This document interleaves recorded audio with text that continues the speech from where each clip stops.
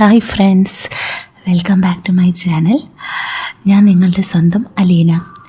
അപ്പോൾ ഇന്നും ഒരു പുതിയ സ്റ്റോറിയാണ്. ഇത് ചുട്ടുപൊള്ളുന്ന കാമവുമായി നടക്കുന്ന പഴയ സിനിമാ നടി ഉണ്ണിമേരിയുടെ ശരീരപ്രകൃതിയിലുള്ള അനിതയുടെയും അവളേക്കാൾ കാമവുമായി നടക്കുന്ന ഇപ്പോഴത്തെ സിനിമാ നടി മാളവിക മേനോൻ്റെ ശരീരപ്രകൃതിയും അതേ കാമുഖവുമായി നടക്കുന്ന മരുമകൾ നമിതയുടെയും കഥയാണ്. മുന്തിയ നമ്പൂതിരി തറവാട്ടിലെ ജോലിക്കാരിയായിരുന്ന അനിതയുടെ അമ്മയുടെ കൂടെ ജോലിക്ക് പോകുമ്പോൾ ചുവന്നു തുടുത്ത ആപ്പിൾ പോലെയുള്ള അനിതയെ അവിടുത്തെ വലിയ തമ്പ്രാൻ്റെ മകൻ എടുത്തിട്ട് പൂശുമ്പോൾ തൻ്റെ മകൻ അന്യജാതിയിൽപ്പെട്ട ഒരുത്തിയുമായി പ്രണയത്തിലാണെന്ന് തെറ്റിദ്ധരിച്ച് അനിതയേക്കാൾ 15 വയസ്സിന് മൂത്ത ഒരു സാധുവായ വിഷ്ണു നായരെ കൊണ്ട് കാരണവർ നിർബന്ധിച്ച് അനിതയെ വിവാഹം കഴിപ്പിച്ചു കൊടുത്തു. പ്രായത്തേക്കാൾ വലിപ്പമുണ്ടായിരുന്ന ശരീരപ്രകൃതിയുടെ ഉടമയായ അനിതയ്ക്ക് വയസ്സറിയിച്ചതു മുതൽ അവൾ ഒരാണിൻ്റെ ചൂടറിയാൻ നടക്കുകയായിരുന്നു. അങ്ങനെയാണ് അവൾ അമ്മയുടെ കൂടെ ദിവസവും നമ്പൂതിരി ഇല്ലത്തേക്ക് പോകാറുണ്ടായിരുന്നത്. അവിടുത്തെ തമ്പ്രാൻ്റെ മൂത്ത മകൻ പെണ്ണുപിടിയനാണെന്നുള്ള കരക്കമ്പി കേട്ടുള്ള ചിന്തയായിരുന്നു അവിടത്തേക്ക് അവളെ കൊണ്ടെത്തിച്ചത്. ഏതൊരുത്തനായാലും ഒരാണിൻ്റെ ചൂട് വേണം എന്നുദ്ദേശമായിരുന്നു ആ 18കാരി അനിതയിലുണ്ടായിരുന്നത്. പലതവണ ബന്ധപ്പെട്ടെങ്കിലും അവസാനം കാരണവർ അവരെ 2 പേരെയും പിടിച്ചത് കാരണമാണ് പാടത്ത് പണിയെടുക്കുന്ന ഒരു സാധുവായ ആരോടും മിണ്ടാത്ത 40കാരൻ വിഷ്ണു നായർക്ക് വലിയ തമ്പ്രാൻ്റെ നിർദ്ദേശപ്രകാരം 18കാരി അനിതയെ വിവാഹം കഴിക്കേണ്ടി വന്നത്. വിവാഹം കഴിച്ച് ദൂരെ ഒരു നാട്ടിൽ വീടും വെച്ചു കൊടുത്തു തമ്പ്രാൻ. കല്യാണം കഴിഞ്ഞ് അനിത ഒരാൺകുഞ്ഞിനെ പ്രസവിച്ചു. ഒന്നിനും കൊള്ളാത്ത വിഷ്ണു നായരുടെ കുട്ടിയല്ല എന്നാണ് നാട്ടിലെ പാട്ട്. പക്ഷേ ചെക്കൻ വലുതായി കഴിഞ്ഞപ്പോൾ വിഷ്ണു നായരുടെ അതേ സ്വഭാവവും പ്രകൃതിയുമായിരുന്നു അവനുമുണ്ടായിരുന്നത്.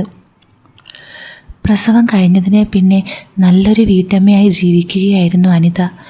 ഒരു ഉൾവലിഞ്ഞ പ്രകൃതമായ ഭർത്താവിനെ പോലെ തന്നെയാണ് തൻ്റെ മകൻ കൃഷ്ണനുമെന്ന് ചിന്തിച്ച് ആവലാതിയിൽ ജീവിക്കുകയായിരുന്നു അനിത. എന്നാൽ ഇതേ സമയം മറ്റൊരിടത്ത് പഠന സമയത്ത് വിവാഹിതനായ ഒരു സാറിൻ്റെ കൂടെ ഒളിച്ചോടിയ നമിതയെ വീട്ടുകാർ പിന്തുടർന്ന് കണ്ടുപിടിച്ചു. സംഗതി പക്ഷേ അവർ രഹസ്യമാക്കി വെച്ചു. ഏക മകളാണ്. കാണാൻ അതിസുന്ദരി, വെളുത്തു കൊഴുത്ത്, എല്ലാം അളവിലധികമുള്ള ചരക്ക്. വീട്ടിൽ ഇഷ്ടം പോലെ പണവും. പക്ഷേ ഇനി നിർത്തിക്കൊണ്ടിരുന്നാൽ പ്രശ്നമാകുമെന്ന് തോന്നിയതുകൊണ്ട് 25-ാം വയസ്സിൽ തന്നെ അവരവളെ കെട്ടിച്ചു വിട്ടു. കാമം മൂത്ത് പെണ്ണിനിയും വേലി ചാടിയാലോ എന്ന ഭയം കാരണം അധികമൊന്നും ആലോചിക്കാതെയാണ് അവളുടെ കല്യാണം അവർ നടത്തിയത്. കാരണം അവളുടെ ഭാവിയേക്കാൾ ഏറെ സ്വന്തം മാനത്തിനാണ് അവർ പ്രാധാന്യം കൊടുത്തത്. എങ്കിലും കൃഷ്ണൻ്റെ ആലോചന എല്ലാം കൊണ്ടും അവർക്ക് യോജിച്ചതായിരുന്നു. ഒന്നാമത് അവൻ്റെ നാട് വളരെ ദൂരെയായിരുന്നു എന്നുള്ളതും 2 അവനൊരു മണ്ണുണ്ണിയായിരുന്നു എന്നതുമാണ്. നാളെ അഥവാ അവളുടെ ചരിത്രം അറിഞ്ഞാലും അവനതൊരു പ്രശ്നമായി കാണില്ല എന്ന് കുരുട്ടി ബുദ്ധിക്കാരനായ അവളുടെ തന്തയ്ക്ക് തോന്നി. ഗജകഴപ്പിയായ മകൾക്ക് ഭർത്താവിനെ അന്വേഷിച്ച് നടക്കുകയായിരുന്നു സുകുമാരൻ നായർ. അങ്ങനെയാണ് അനിതയുടെ മകന് നമിതയെ വിവാഹം കഴിക്കേണ്ടി വന്നത്. അച്ഛനെ പോലെ മണുകൂസനായ അവൻ ജോലി ചെയ്തിരുന്നത് ഒരു പലചരക്ക് കടയിലായിരുന്നു. അതായത് നമ്മുടെ കഥാനായകനായ ഒരർത്ഥത്തിൽ പറഞ്ഞാൽ കഥയിലെ വില്ലനായ ഷാഫിയുടെ ബാപ്പയുടെ കടയിൽ. വിവാഹമേ കഴിക്കുന്നില്ല എന്ന് പറഞ്ഞ് അവൻ വീട്ടുകാരുടെ നിർബന്ധപ്രകാരം കഴിക്കേണ്ടി വന്നു. കൃഷ്ണനും നമിതയ്ക്കും ഒരേ പ്രായമാണ്. ചിലപ്പോൾ 1-2 വയസ്സ് കൂടുതൽ നമിതയ്ക്കാവും. സൗന്ദര്യത്തോടൊപ്പം ഉണ്ടായിരുന്ന അവളുടെ അതിര് കവിഞ്ഞ ആസക്തിയും പെണ്ണിനെ അലർജിയായിരുന്ന കൃഷ്ണനെ കൊണ്ട് തന്നെ ശമിപ്പിക്കാൻ കഴിയില്ല എന്ന് വിവാഹാനന്തരം നമിത മനസ്സിലാക്കി. നമിത കടഞ്ഞാൻ പൊട്ടിക്കാൻ നിൽക്കുന്ന കുതിരയാണെങ്കിൽ അവനൊന്നുമല്ലായിരുന്നു. സാധാരണയുള്ള ബന്ധത്തിൽ ലവലേശം തൃപ്തിയുള്ള പെണ്ണായിരുന്നില്ല അവൾ. നല്ല കരുത്തരായ പുരുഷന്മാരെയാണ് അവൾ ആഗ്രഹിച്ചിരുന്നത്. അതും തന്നെ എല്ലാ വിധത്തിലും തൃപ്തിയാക്കാൻ കഴിവുള്ള ആണുങ്ങളെ. ഒരു ആഫ്രിക്കക്കാരനെ കിട്ടിയാൽ അവൾ അത്രയ്ക്കും ഹാപ്പി. സമ്പത്തിൻ്റെ ആധിക്യത്തിൽ അഹങ്കാരത്തോടെ വളർന്ന അവൾക്ക് അതല്ലാതെ വേറെ ജീവിത ലക്ഷ്യവും ഉണ്ടായിരുന്നില്ല. തിന്നണം, സുഖിച്ചു മതിക്കണം എന്ന രണ്ട് ചിന്തകൾ അവളെ സദാ ഭരിച്ചു. അവൻ അവളുടെ പ്രതീക്ഷയുടെ 1/4 പോലും നിറവേറ്റിയില്ല. ആദ്യ രാത്രി തന്നെ അവൾ അവൻ്റെ കഴിവുകേട് മനസ്സിലാക്കി. ഒരിക്കലും അവനിൽ നിന്നും തനിക്ക് തൃപ്തി കിട്ടില്ല എന്ന് അവൾ അന്ന് തന്നെ തിരിച്ചറിഞ്ഞതാണ്. ചടങ്ങ് തീർക്കാനെന്ന പോലെയുള്ള അവൻ്റെ ഒരുതരം കാട്ടിക്കൂട്ടൽ അവൾക്ക് യാതൊരു സംതൃപ്തിയും നൽകിയില്ല. സകലകലാവല്ലഭനായ ഷാഫി ബാപ്പയുടെ കടയിലേക്ക് വരുന്നത് തന്നെ കടയിലേക്ക് വരുന്ന മൂത്തു നിൽക്കുന്ന ആൻറ്റിമാരെ വളച്ചുകൊണ്ട് പോണതിന് വേണ്ടിയാണ്. ഷാഫിക്കിഷ്ടം ആൻറ്റിമാരെ തന്നെയാണ്. ഈ കോയിൻ കളക്ഷൻ, സ്റ്റാമ്പ് കളക്ഷൻ എന്നൊക്കെ പറയും പോലെ ആൻറ്റി കളക്ഷൻ ഹോബിയായി കൊണ്ടു നടക്കുന്ന ഒരുത്തനാണ് ഷാഫി. അന്ന് നമിതയുടെ കുടുംബത്തിൽ കല്യാണമായിരുന്നു. കൃഷ്ണനാവട്ടെ അതിനൊന്നും പോവാൻ താല്പര്യം കാണിക്കാത്തവൻ. അങ്ങനെ തൻ്റെ കടയുടെ മുൻപിൽ ഒരു കാറ് വന്നു നിന്നു. അതിൽ നിന്നിറങ്ങി വന്ന് കൃഷ്ണനോട് സംസാരിക്കുന്ന ഒരു ഇടിവെട്ട് സാധനത്തിനെ കണ്ടിട്ട് ഷാഫിയുടെ കിളി പോയി. ഒരു മെറൂൺ കളറിലുള്ള ഡേറ്റ് ചുരിദാറുമിട്ട് നിൽക്കുന്ന അവളുടെ ശരീരഘടനയിലും സൗന്ദര്യത്തിലും അവനൊന്ന് അതിശയിച്ചു പോയി. ഇത്ര സൗന്ദര്യമുള്ള മാദകത്വം നിറഞ്ഞ ഈ ആറ്റം ചരക്ക് കൃഷ്ണനോട് എന്താണ് സംസാരിക്കുന്നതെന്ന് അറിയാൻ വേണ്ടി അവൻ ക്യാഷ് കൗണ്ടറിൽ നിന്നും എഴുന്നേറ്റ് അവർ നിൽക്കുന്ന ഭാഗത്തേക്ക് വരുമ്പോഴാണ് മകനെ നീ വരുന്നില്ലേ എന്ന് ചോദിച്ച് ഒരു സ്ത്രീരൂപം അവൻ്റെ കൺമുമ്പിലേക്ക് വന്നത്. സ്ത്രീ സൗന്ദര്യത്തിൻ്റെ വശ്യരൂപമാണോ താനീ കാണുന്നത് എന്ന് അവൻ ചിന്തിച്ച് സൗന്ദര്യധാമത്തെ കൊതിയോടെയാണ് അവൻ നോക്കിയത്. അമ്മയെ തുറച്ചു നോക്കുന്ന ഷാഫിയെ അപ്പോഴാണ് നമിത കാണുന്നത്. 44 വയസ്സ് തികഞ്ഞ ഒരു ഊറ്റൻ ചരക്കാണ് അമ്മായിയമ്മ. അമ്മയെ ഒരു നോക്ക് കണ്ടാൽ വീണ്ടും നോക്കിപ്പോവും വിധം ഒരു മതാലസ, തൊട്ടാൽ ചോര തുടിക്കും വിധം അഴകാർന്ന ശരീരം, തുടുത്ത കവിൾ, ഒന്നും പറയാനില്ല. അവളൊരടാറ് പീസ് തന്നെ. ഇത്രയും സുന്ദരിയായ ഞാനിവിടെ നിൽക്കുമ്പോൾ അവൻ എന്തിനാണ് അമ്മയെ ഇങ്ങനെ നോക്കുന്നതെന്ന് ചിന്തിക്കുമ്പോഴാണ് അമ്മയുടെ ശരീരപ്രകൃതിയെക്കുറിച്ച് നമിത ഓർത്തത്. ഷാഫി അനിതയെ അങ്ങനെ നോക്കുമ്പോൾ അവൾക്ക് ഓർമ്മ വന്നത് ഒളിച്ചോടിപ്പോയ ദിവസം ആ സാറ് കാണിച്ച പരാക്രമങ്ങളാണ്. അത് മനസ്സിലേക്ക് വന്നപ്പോൾ നമിത കാമാർത്തിയോടെ ചുണ്ട് കടിച്ചു. ഷാഫി നടന്നു വന്ന് അവരുടെ അടുത്തേക്കെത്തി. ആ സമയം നമിത ചോദിച്ചു, കൃഷ്ണേട്ടാ നിങ്ങൾ വരുന്നില്ലേ? അപ്പോൾ അവൻ പറഞ്ഞു, ഇല്ല. നിങ്ങളൊരു വണ്ടിയാക്കിത്താ, ഡ്രൈവർക്ക് എവിടെയോ വേറൊരു ട്രിപ്പ് പോകാനുണ്ട് പോലും, ഞങ്ങൾ ടൗണിലാക്കിയാൽ മതിയെന്ന് പറഞ്ഞു, അതുകൊണ്ട് ഇവിടെ ഇറക്കി. ഞാനിപ്പോൾ എവിടെ നിന്നാ വണ്ടിയാക്കാൻ? നിങ്ങൾ ബസ്സിന് പൊക്കോളൂ. മുഴുമുഴുപ്പൻ വർത്തമാനം പറഞ്ഞ് കൃഷ്ണൻ ഒഴിഞ്ഞു മാറി. അപ്പോഴാണ് തേടിയ വള്ളിയിൽ കാല് ചുറ്റി എന്ന മാതിരി ഷാഫി ഇടപെട്ടത്. കൃഷ്ണ, ഇതാരൊക്കെ? എനിക്ക് മനസ്സിലായില്ല. അവനാ ഇടിവെട്ട് സാധനങ്ങളെ പരിചയപ്പെടുത്തി കൊടുത്തു. അമ്മയും ഭാര്യയുമാണ്. ഇവരെയാണോ നീ ബസ്സിൽ അയക്കുന്നത്? ഇവർക്ക് കല്യാണത്തിന് പോകേണ്ടതല്ലേ, ഞാൻ കൊണ്ടുപോകാം. ഇതാരാണ് കൃഷ്ണേട്ടാ? നമിത ഷാഫിയെക്കുറിച്ച് അറിയാൻ വേണ്ടി ചോദിച്ചു. അപ്പോൾ കൃഷ്ണൻ പറഞ്ഞു, ഇതാണ് എൻ്റെ മുതലാളിയുടെ മകൻ. നിങ്ങൾക്ക് ബുദ്ധിമുട്ടാവില്ലേ കൊണ്ടുപോകാൻ? നമിത ചോദിച്ചു. എന്ത് ബുദ്ധിമുട്ടാണ് എന്നവൻ അനിതയുടെ ചോര ഊറ്റി കുടിച്ചുകൊണ്ട് പറഞ്ഞു. അങ്ങനെ അവർ ഷാഫിയുടെ കൂടെ ആ കല്യാണത്തിന് പങ്കെടുക്കാൻ പോയി. തിരിച്ചു വരുമ്പോഴേക്കും ഷാഫിയും നമിതയും നന്നായി എടുത്തു. എന്നാലും ഷാഫിയുടെ ലക്ഷ്യം ഇടിവെട്ട് സാധനമായ ആറ്റൻ ചരക്ക് കുതിര അനിത തന്നെയായിരുന്നു. ആ യാത്രയിൽ ഷാഫിയുടെ ശുക്രൻ തെളിയുകയായിരുന്നു.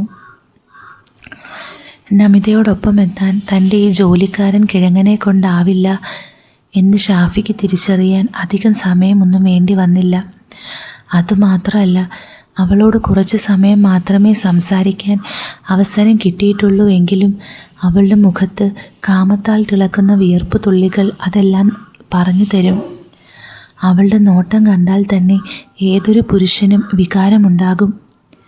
ഏതാണ്ട് 5.5 അടി ഉയരം, വെണ്ണ നിറം, കൊഴുത്ത കൈത്തണ്ടകൾ, തുടുത്ത മുഖത്ത് കരി എഴുതി കറുപ്പിച്ച കണ്ണുകൾ, ചെങ്കദളിപ്പഴം പോലെ തുടുത്ത ചുണ്ടുകൾ, അവയിൽ നിന്നും ചോര കിനിയുന്നുണ്ടോ എന്ന് തോന്നുന്നത്ര ചുവപ്പ്, പിന്നെ വേണ്ടുവോളമെല്ലാം, ഒതുങ്ങിയ അരക്കെട്ടും വിരിഞ്ഞ വയറും, പിന്നഴക് വർണ്ണിക്കാനാവില്ല.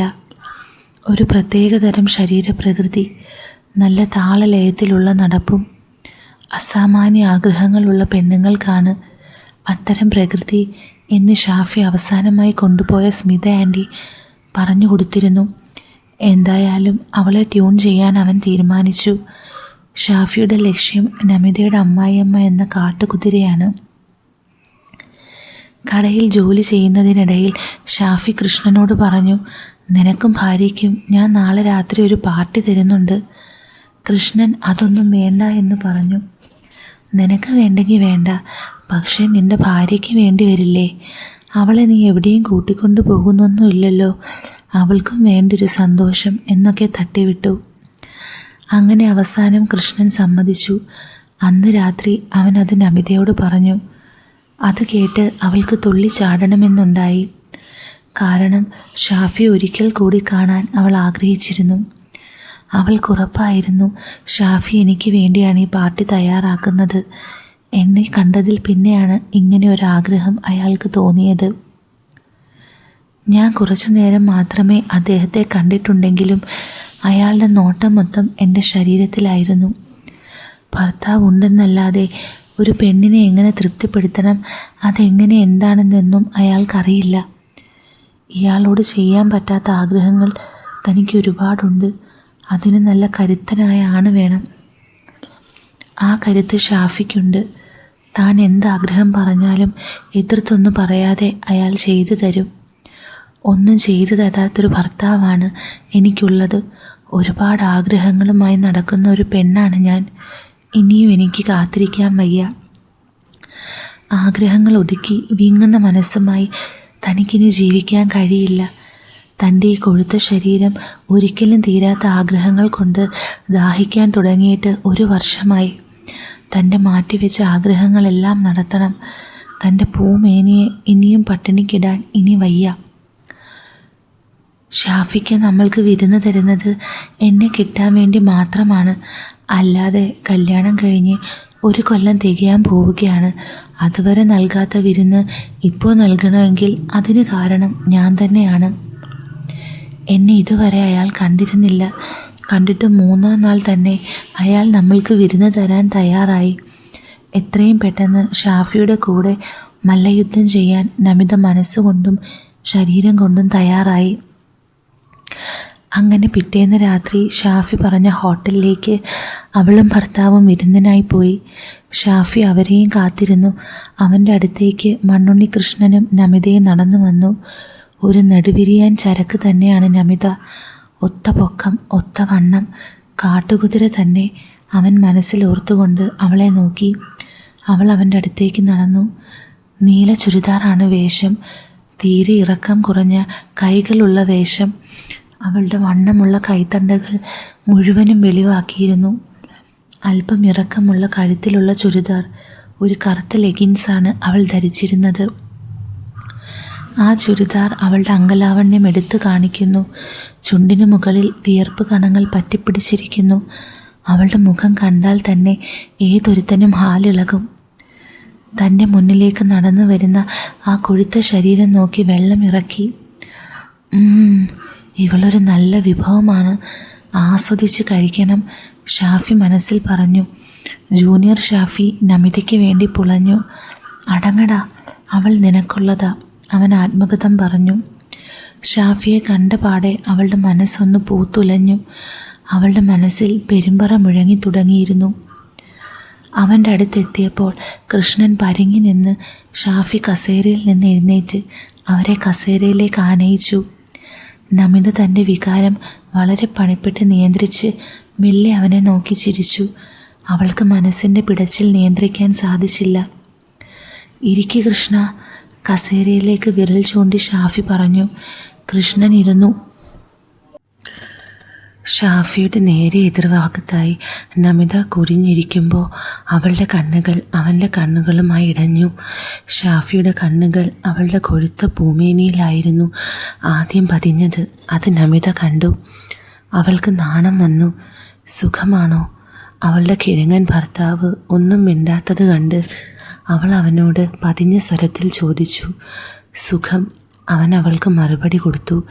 എന്താണ് കഴിക്കുന്നത്? ഷാഫി ചോദിച്ചു. കൃഷ്ണൻ ഒന്നും മിണ്ടുന്നില്ല. എന്തു പറ്റി കൃഷ്ണ? ഷാഫി ചോദിച്ചു. വാഷ്റൂമിൽ പോവണം. ഷാഫി വെയിറ്ററെ വിളിച്ച് വാഷ്റൂം കാട്ടിക്കൊടുക്കാൻ പറഞ്ഞു. നീ വരുന്നോ? കൃഷ്ണൻ പോകുന്നതിനിടയിൽ അവളോട് ചോദിച്ചു. ഇല്ല, ചേട്ടൻ പോയിട്ട് വാ, അവൾ പറഞ്ഞു. അവൻ അടുത്തുള്ളത് അവൾ കലോസരമുണ്ടാക്കുന്നുണ്ടായിരുന്നു. നമിത എന്തു പറയുന്നു? ഹാപ്പിയല്ലേ? എന്ത് ഹാപ്പി? ഹാപ്പിയല്ല നിങ്ങൾക്കല്ലേ? നമിത ചിണുങ്ങിക്കൊണ്ട് പറഞ്ഞു. എന്തു പറ്റി നമിതേ? എന്തു പറ്റാൻ? നിങ്ങൾ കാണുന്നില്ലേ അങ്ങേരുടെ സ്വഭാവം? അതെല്ലാം നമിതയ്ക്ക് മാറ്റിയെടുക്കാനല്ലേ ഉള്ളൂ. ഓ, അങ്ങേര് മാറത്തൊന്നുമില്ല. അതെന്താ? അങ്ങേര് അങ്ങനെയാ. നമിത ഓരോ അമ്പുകൾ ഉഴുതുവിട്ടു. അത് തന്നെയായിരുന്നു ഷാഫിക്കും ആവശ്യവും. ആ സമയം ആട് സൂപ്പ് വെയിറ്റർ കൊണ്ടുവച്ചു. അവർ ഫുഡിനെ കുറച്ച് ഓർഡറും ചെയ്തു. ആട് സൂപ്പാണ് നമിതയുടെ ശരീരത്തിന് നല്ലത്. അല്ലെങ്കിലോ കൊഴുപ്പ് കൂടിയിരിക്കുകയാണ്. ആട് സൂപ്പും കൂടി കുടിച്ച് കൊഴുപ്പ് കൂട്ടണോ? കൊഴുപ്പ് കുറയ്ക്കാനല്ലേ കൃഷ്ണനുള്ളത്. ഇത്തവണ അമ്പെയ്തത് ഷാഫിയായിരുന്നു. ഓ, അങ്ങേര് കുറേ അങ്ങ് ചെയ്യും, നമിത അറിയാതെ പറഞ്ഞു പോയി. അവനൊന്നും ചെയ്തു തരില്ലേ? കിട്ടിയ വള്ളി പിടിച്ച് ഷാഫി തൂങ്ങി. നമിത ഷാഫിയുടെ കണ്ണിലേക്ക് കത്തുന്ന കാമത്തോടെ നോക്കി. അവളുടെ ചുണ്ടിലെയും കണ്ണുകളിലെയും ആസക്തി അവൻ കണ്ടു. എന്താ ഒന്നും മിണ്ടാത്തത്? ഷാഫിയുടെ കൺട്രോൾ പോയി തുടങ്ങിയിരുന്നു. നമിത ഒന്നും മിണ്ടാതിരിക്കുകയാണ്. എന്നാൽ അവളുടെ മനസ്സ് ഷാഫി തന്നെ കയറി പിടിച്ചിരുന്നെങ്കിൽ എന്നാഗ്രഹിക്കുന്നുണ്ട്. അവളുടെ കള്ളിപ്പെണ്ണ് അത് ആഗ്രഹിക്കുന്നുണ്ട്. അവളുടെ പ്രശ്നം എന്താണെന്ന് മനസ്സിലാക്കിയ ഷാഫി രണ്ടും കൽപ്പിച്ച് അവളോട് ചോദിച്ചു. എനിക്കറിയാം. അപ്പോൾ അവളൊന്ന് മിണ്ടി. എന്തറിയാമെന്ന്? ആ മണ്ടനെ നമിതയ്ക്ക് പറ്റുകയില്ല എന്ന്, അവനെ കൊണ്ടൊന്നും കഴിയുകയില്ലെന്ന്. അത് കേട്ട് അവളുടെ ഉള്ളൊന്ന് വിറച്ചു ചാടി. എന്നിട്ട് അവൾ ചോദിച്ചു, എന്തു പറ്റുകയില്ലെന്ന്? സത്യം പറയാലോ, നമിത ഇത്ര സുന്ദരിയായ നമിതയ്ക്ക് കിട്ടേണ്ടവനല്ല കൃഷ്ണൻ. ഷാഫി തുടർന്നു. നിന്നെ ഞാൻ ആദ്യമേ കണ്ടപ്പോൾ അത് മനസ്സിലാക്കിയതാണ്. നീ അവനിൽ തൃപ്തി അല്ല എന്ന്. അത് നിങ്ങൾക്കെങ്ങനെ മനസ്സിലായി? അത് നിന്റെ മുഖത്ത് എഴുതി വെച്ചിട്ടുണ്ട്. ഒന്ന് പോയിക്ക, അവൾ ചുണ്ട് കടിച്ച് നാണത്താൽ പറഞ്ഞു. സത്യമാണ് നമിത, നിനക്ക് വേണ്ടതുപോലെ തികയുന്നില്ല എന്ന് നിന്റെ മുഖം പറയുന്നുണ്ട്.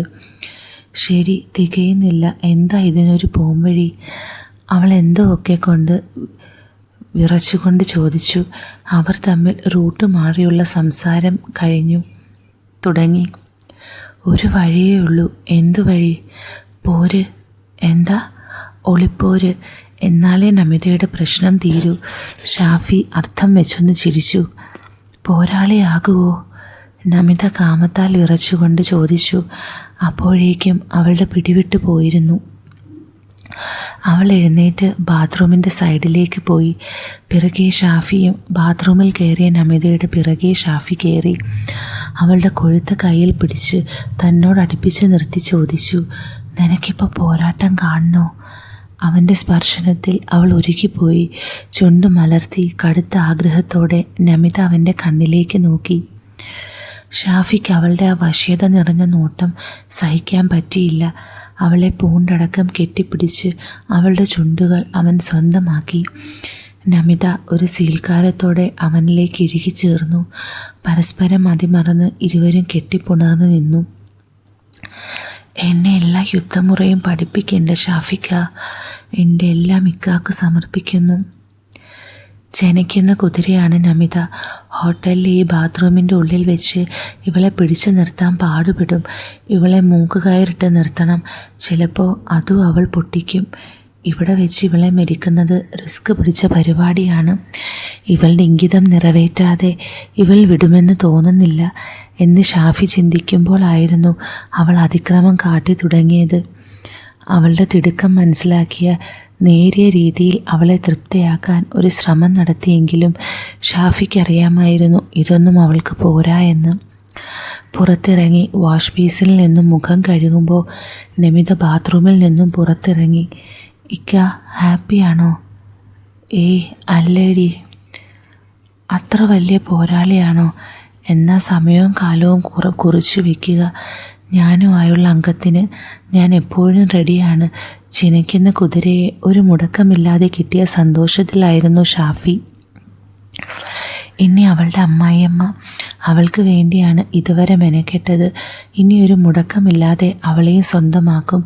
മരുമകളെ വരുതിയിലാക്കിയ പോലെ തന്നെ അമ്മായിയമ്മയും തൂക്കണം. ആ സമയം കൃഷ്ണൻ ടേബിളിൽ വന്നിരുന്നു. മുഖമെല്ലാം കഴുകി നമിത ആദ്യം കൃഷ്ണൻ്റെ അടുത്തേക്ക് വന്നിരുന്നു. ഭർത്താവിനെ ഇവിടെ ഇരുത്തി ഇങ്ങനെയൊക്കെ കാട്ടിയതിൽ അവൾക്കൊരു പശ്ചാത്താപവും ഉണ്ടായിട്ടില്ല. അവൾ നല്ലൊരു ഭാര്യയായി അവൻ്റെ അടുത്ത് വന്നിരുന്നു. പുറകെ ഷാഫിയും വന്നു. അവർ ഭക്ഷണം കഴിച്ചുകൊണ്ടിരിക്കുമ്പോൾ നമിതയോട് ഷാഫി ചോദിച്ചു, നിങ്ങൾ ഹണിമൂണിന് എവിടെയാണ് പോയത്? ഞങ്ങൾ എവിടെയും പോയിട്ടില്ലിക്ക. ഈ ഏട്ടന് ഒന്നിനോടും ഒരു താല്പര്യമില്ല. അതെന്താ കൃഷ്ണ നിങ്ങൾ പോവാതിരുന്നത്? അത് പിന്നിക്ക അവൻ നിന്ന് പരിങ്ങി. അതെന്താടാ, നീ അവളുടെയും ആഗ്രഹങ്ങൾ ചെയ്തു കൊടുക്കണ്ടേ? അത് പിന്നെ വീണ്ടും അവൻ പരിങ്ങി. നീ ഇനി ഒന്നിനും ടെൻഷൻ ആവണ്ടടി പെണ്ണെ. നിൻ്റെ എന്താഗ്രഹം ഉണ്ടെങ്കിലും എന്നോട് പറഞ്ഞോ. എനിക്ക് ഒരുപാട് ആഗ്രഹങ്ങൾ ഉണ്ടിക്ക. അവൾ മണ്ണുണ്ണി ഭർത്താവിനെ നോക്കി പറഞ്ഞു. അത് നിന്നെ കണ്ടപ്പോഴേ എനിക്ക് തോന്നി. അതുകൊണ്ടാണല്ലോ ഇങ്ങോട്ട് വിളിച്ചത്. എടാ കൃഷ്ണ, നിനക്ക് ഇവളെയും കൂട്ടി ആ മൂന്നാറിലേക്കെല്ലാം ഒന്ന് പൊയ്ക്കൂടായിരുന്നോ? അവിടെ ആ കുന്നിൻ്റെ മുകളിൽ പോയി താഴോട്ട് നോക്കി ആഴമെല്ലാം അളന്നൂടെ? കൃഷ്ണ അത് കേട്ട് ചിരിച്ചുകൊണ്ട് തലയാട്ടി. ആഴമളക്കാൻ ഞാൻ എന്ത് സ്കെയിലാണോ? എന്നിട്ട് കുലുങ്ങി ചിരിച്ചു. ഇവൻ്റെ വളിച്ച തമാശ കേട്ട് ഷാഫിയും നമിതയും പുച്ഛഭാവത്തിൽ പരസ്പരം നോക്കി. അത് കണ്ട് നമിത പറഞ്ഞു, അങ്ങേരെ വരത്തൊന്നും ഇല്ലിക്ക. എന്താടാ കൃഷ്ണ, നീ പോവില്ലേ? പ്ലേറ്റിലിരുന്ന് ചിക്കൻ പീസ് കഴിച്ചുകൊണ്ട് ഷാഫി ചോദിച്ചു. ഇവനൊരു മണ്ണുണ്ണി തന്നെയെന്ന് ഷാഫി ഉറപ്പിച്ചു. എന്നാലൊരു കാര്യം ചെയ്യേ കൃഷ്ണ, അടുത്ത ശനിയാഴ്ച വൈകുന്നേരം നമ്മൾക്ക് 3 പേർക്കും മൂന്നാർ പോവാം. അതിന് ഞാനൊന്നും വരുന്നില്ല, നിങ്ങൾ പൊക്കോ. കൃഷ്ണൻ ഭക്ഷണം കഴിച്ച് പ്ലേറ്റിൽ നോക്കിക്കൊണ്ട് പറഞ്ഞു. നമ്മൾ പോവും, പക്ഷേ നീയല്ലേ ഇവളുടെ ഭർത്താവ്. നാട്ടുകാരെന്തു പറയും? അത് നീ ഓർക്കണ്ടേ? അതല്ല, അവിടെ ഭയങ്കര തണുപ്പല്ലേ? ഓ അതാണ് പ്രശ്നം. അതിന് അവിടെ റൂമിലെല്ലാം സെറ്റപ്പ് ഉണ്ടടാ. അത് റൂമിലല്ലേ? നിങ്ങളല്ലേ പറഞ്ഞത് ഇവൾക്ക് അവിടെ മലമുകളിൽ കൊണ്ടുപോയി ഇവൾക്ക് താഴെയുള്ളെല്ലാം കാണിച്ചു കൊടുക്കണമെന്ന്? അതിനങ്ങേർക്ക് ആഴമൊന്നും അളക്കാൻ അറിയത്തില്ലിക്ക. അയാൾ സ്കെയിലല്ലല്ലോ. നമിത അത് കേട്ട് പുച്ഛഭാവത്തിൽ മറുപടി പറഞ്ഞു. 2 പേരുടെയും സംസാരം കേട്ട് ആ മണ്ണുണ്ണി കൃഷ്ണൻ ചായ ഊതി കുടിക്കുകയായിരുന്നു ആ സമയം. എന്താടാ കൃഷ്ണ, നീ ഇങ്ങനെ പാവം നിൻ്റെ ഭാര്യയെ ആക്കുന്നത്? നീ ഇനി പേടിക്കണ്ടടി, നിൻ്റെ എല്ലാ കാര്യവും ഞാൻ നോക്കും. സത്യമാണോ ഇക്ക? നമിത ചോദിച്ചു. അതെ. ചിക്കൻ ചില്ലിയുടെ കുറച്ച് പീസെടുത്ത് അവൻ്റെ പ്ലേറ്റിൽ ഇട്ട് കൊടുത്തുകൊണ്ട് ഷാഫി ചോദിച്ചു, നീ കഴിക്കില്ലേ ഇതൊന്നും? എനിക്ക് ഇറച്ചിയൊന്നും തീരെ ഇഷ്ടമല്ല, അവൻ മെല്ലെ പറഞ്ഞു. ഇനി ഞാൻ കൃഷ്ണേട്ടനൊന്നും തരില്ല, ഞാൻ ഷാഫിക്കാക്ക് കൊടുക്കും എന്ന് പറഞ്ഞ് അവളുടെ മുമ്പിലുണ്ടായിരുന്ന ബീഫ് ഫ്രൈയിൽ നിന്ന് കുറച്ച് ഷാഫിയുടെ പ്ലേറ്റിൽ ഇട്ട് കൊടുത്തുകൊണ്ട് പറഞ്ഞു, ഇക്കയും ഏട്ടനെ പോലെയാണോ? ഇതൊന്നും തിന്നൂലേ? നീ തിന്നില്ലേ ഞാൻ ചോദിച്ചു വാങ്ങി കഴിക്കും. അത് കേട്ട് മണ്ണുണ്ണി കൃഷ്ണൻ ഒരു ചിരി. അങ്ങനെ അവർ അടുത്ത 3 അംഗത്തിന് വേണ്ടി തയ്യാറെടുപ്പുകൾ നടത്തി. പിന്നീട് അവർ അവരുടെ വീട്ടിലേക്ക് പോയി. അതിനിടയിൽ പല തവണകളിലായി ഷാഫി കൃഷ്ണൻ്റെ വീട്ടിൽ പോയി. നമിത കരുതിയത് അവളെ കാണാൻ വേണ്ടിയാണ് ഷാഫി വരുന്നതെന്നാണ്. എന്നാൽ അവൻ്റെ ലക്ഷ്യം അനിതയാണെന്ന് അവൾക്കറിയില്ലായിരുന്നു.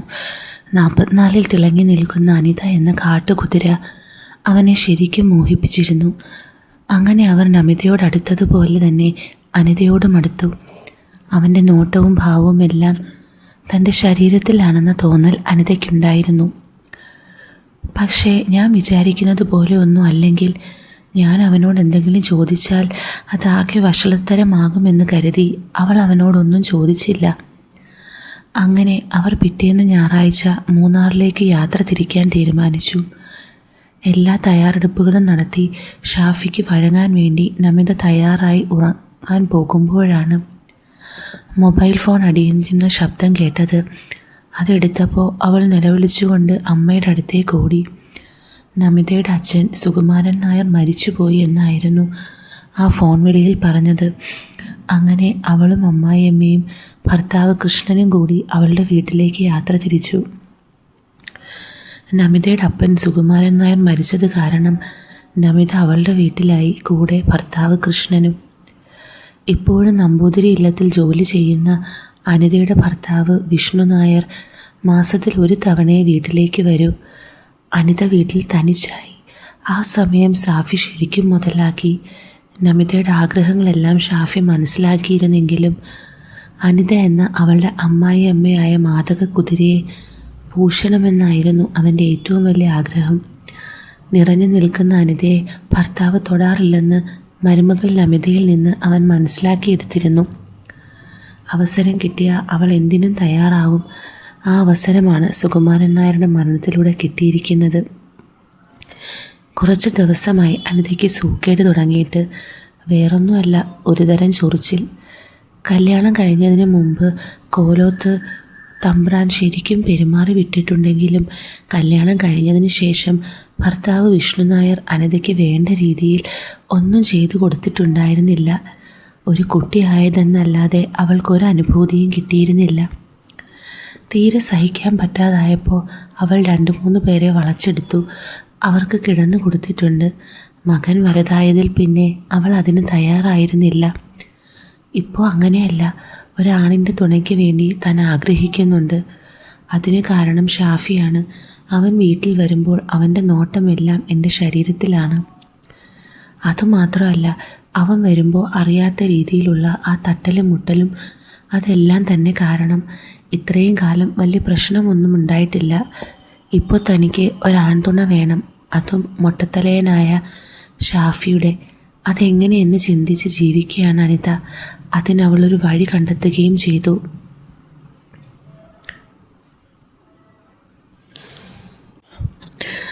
അന്ന് കുളിയും ഉച്ചയൂണും കഴിഞ്ഞ് അനിത ബെഡ്റൂമിലായിരുന്നു.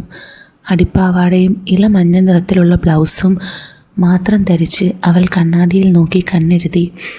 സ്വന്തം മുക്ത സൗന്ദര്യം അവളെപ്പോലും കൊതിപ്പിച്ചു. ചന്തി വരെ ഇറക്കമുള്ള സമൃദ്ധമായ മുടി അവൾ വിടർത്തിയിട്ടിരുന്നു.